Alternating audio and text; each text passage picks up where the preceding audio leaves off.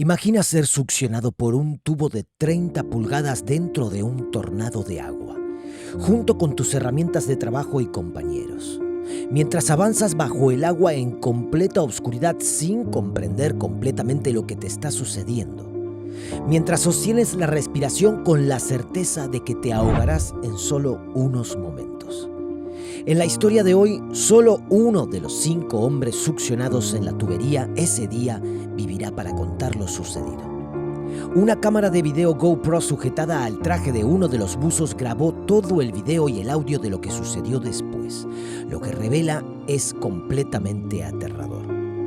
Este es el video fatal del desastre de buceo de Paria.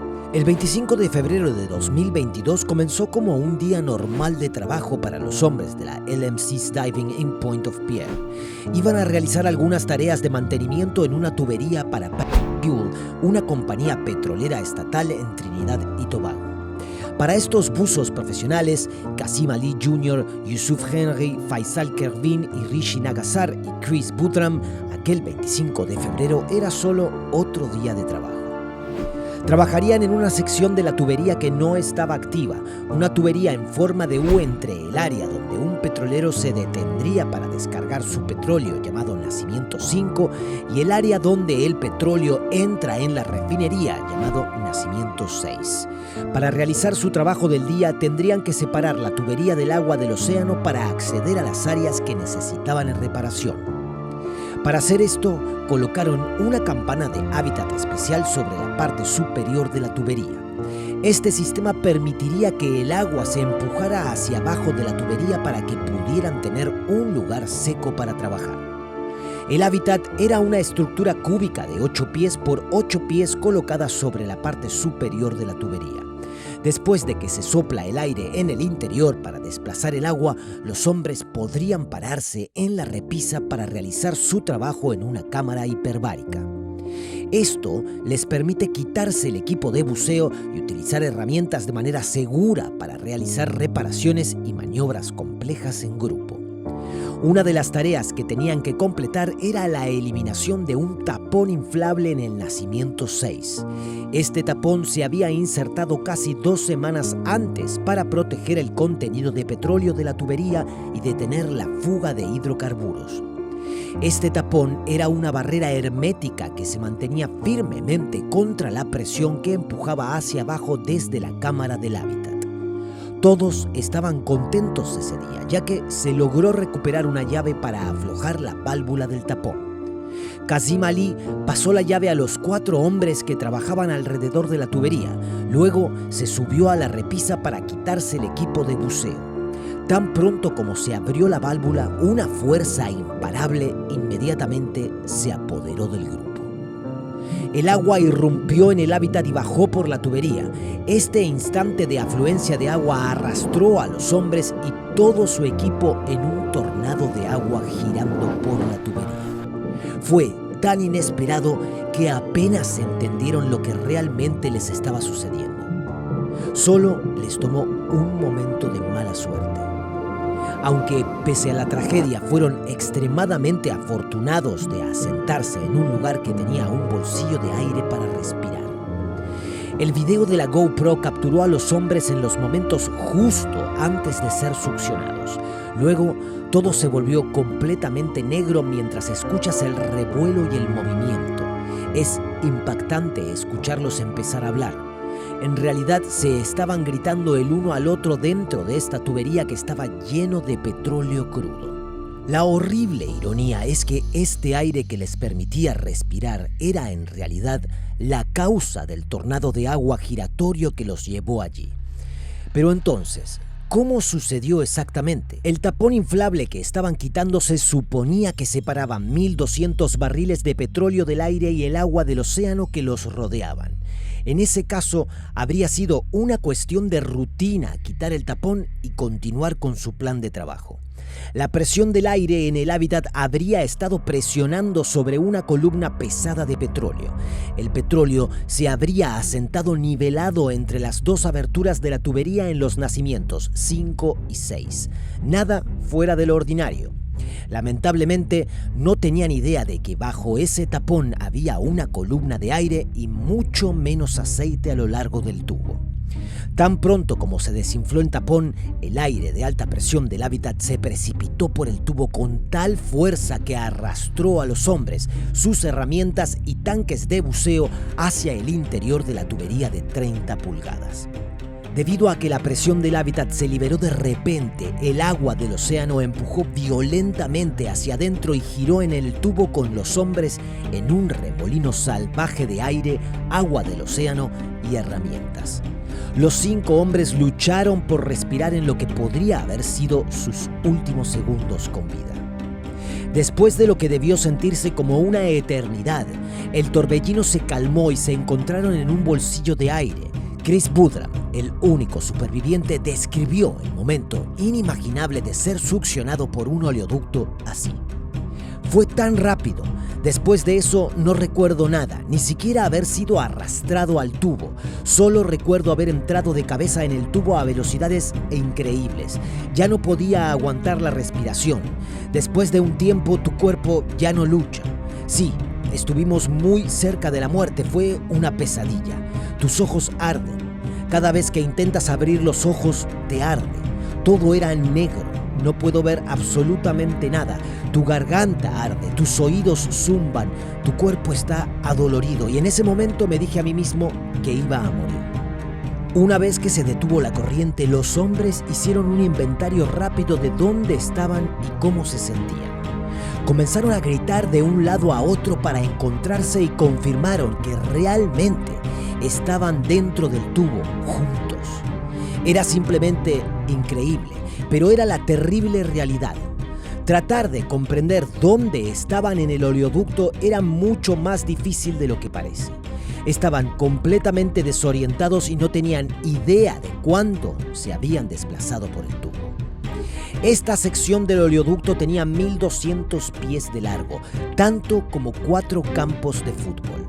El tubo tenía ondulaciones en las costuras de la soldadura donde se colocaron los soportes. Estas variaciones en elevación permitían la formación de bolsillos de aire.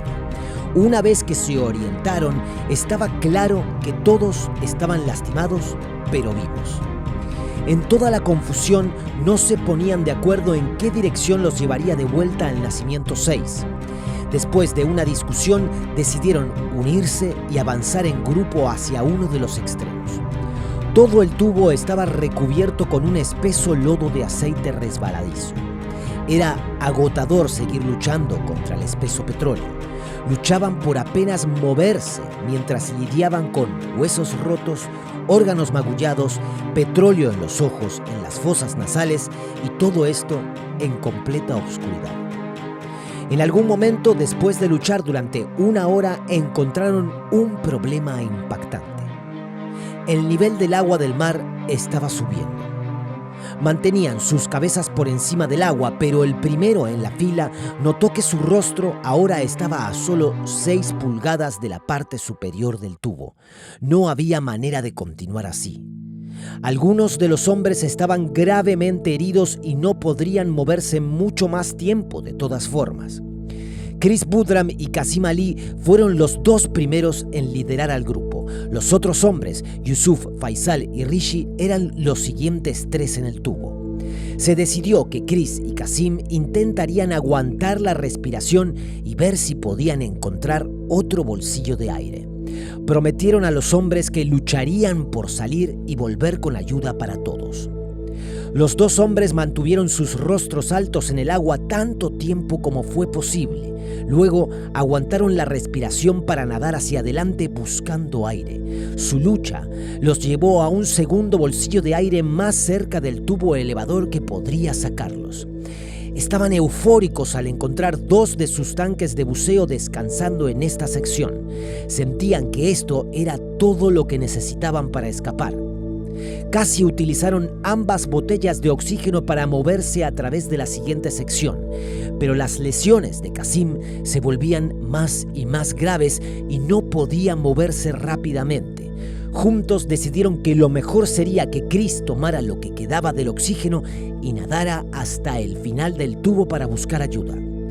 Colocó el tanque frente a su cuerpo y lo empujó mientras se abría paso en un estrecho tubo de 2,5 pies.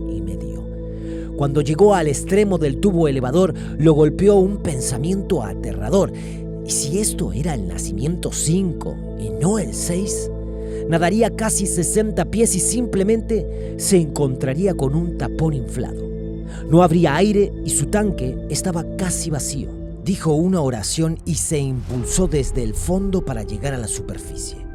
Después de más de 2 horas en el tubo, Chris se alivió al encontrar que había llegado a la cima del agua aceitosa en el nacimiento 6. Golpeó y gritó para intentar llamar la atención del resto del equipo del barco. Uno de los buscadores finalmente lo encontró y lo ayudó a salir con una cadena. Chris estaba abrumado y exhausto. Explicó que había bolsillos de aire en la línea y que todos los hombres aún estaban vivos. Fue llevado de urgencia al hospital después de informar a los rescatistas que había aire y que estaban heridos pero vivos. Hasta ese momento, los demás miembros de la LM6 no estaban seguros de que quedaran sobrevivientes. Asumieron que el tubo estaba lleno de petróleo y que los hombres se habían ahogado en minutos. También sabían que cualquier tanque de oxígeno duraría hasta 1 hora cada uno. Habían pasado más de 2 horas desde que los hombres fueron succionados al oleoducto, pero finalmente la heroica hazaña de Chris era un atisbo de esperanza. Una vez que Chris explicó la situación, los buzos en el agua golpearon el tubo en diferentes ubicaciones y recibieron una respuesta de golpe desde adentro. Los hombres atrapados debieron sentir un alivio abrumador al saber que alguien sabe que están ahí dentro.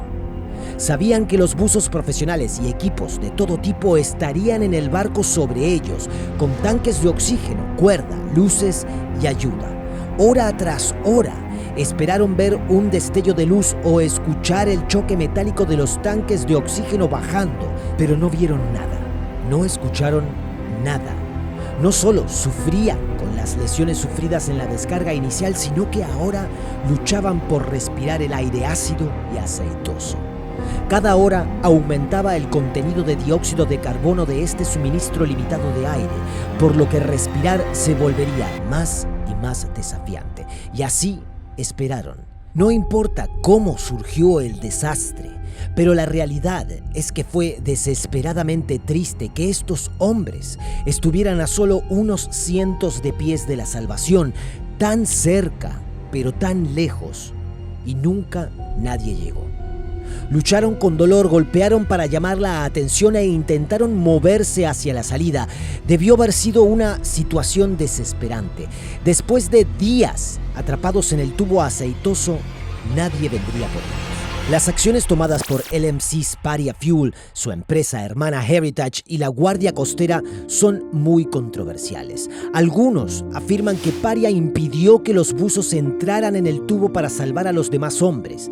Paria afirma que no había un plan viable para sacar a los hombres sin arriesgar más vidas. Algunos creen que los hombres estaban ciertamente muertos y que los golpes provenían de otra cosa.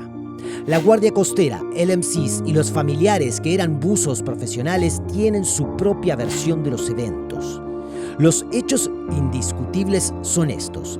4 hombres seguían con vida a las 5 de la tarde del viernes cuando se rescató a Chris Boodram. Varias personas afirman haber escuchado golpes desde dentro de los tubos que duraron casi 48 horas antes de cesar. Luego de recuperar los cuerpos, se efectuaron 2 autopsias. Aunque las autopsias no coincidían en la hora exacta de fallecimiento, estaba claro que todos los hombres sobrevivieron hasta diferentes momentos del sábado y algunos hasta el lunes. No estamos seguros si los hombres murieron a causa de sus heridas, por falta de aire respirable o por ahogamiento al intentar nadar hacia una de las salidas del tubo. En Trinidad y Tobago se estableció una comisión de investigación. Se espera todavía que sus conclusiones se publiquen pronto. Todo parece indicar que algo muy grave ocurrió. Sin embargo, en nuestra opinión, no está claro qué sucedió exactamente. Parece que nadie estaba prestando la atención necesaria ese trágico día.